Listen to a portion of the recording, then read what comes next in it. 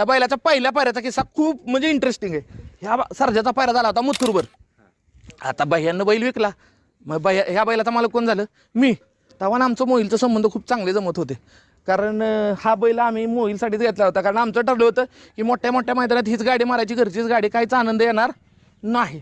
तर मग अशा पद्धतीनं हा घेतला. आता राहुलबाईंना सांगायचं काय, गौतमबाईंना सांगितलं मी बैल विकलाय, आता मी तुम्हाला पायरा देऊ शकत नाही, कारण बैलाचा व्यवहार माझा चालणार. आणि त्यावेळेस राहुलबाईंची माझी कसलीच ओळख नव्हती. भापकर केसरीला नंतर हा पायरा झाला. आदल्या दिवशीपर्यंत मोहिलचा मामा या पायऱ्याला होच म्हणत नव्हतं, होच म्हणत नव्हतं, होच म्हणत नव्हतं. पैसे असतील तरच बैल घेऊन येतो. थारच्या मैदानाचा किस्सा आहे. म्हणजे मला इतकं वाईट वाटलं, याला 61 लाख रुपयाचा बैल आपण घेतला आणि पहिल्याच मैदानाला 2 लाख वायदी मागितली. टेन्शनच आलं वा, काय टेन्शन. मग सचिन शेटनं मध्यस्थी केली. त्या दिवशी सचिन शेटचा मी खरंच आभार मानतो, मनापासून आभार मानतो. कारण सचिन शेट सारखा देव माणूस त्या दिवशी नसता तर त्या दिवशी भापकर केसरीला मला वाटत नाही सर्जा आणि बाकासूर पळले असते.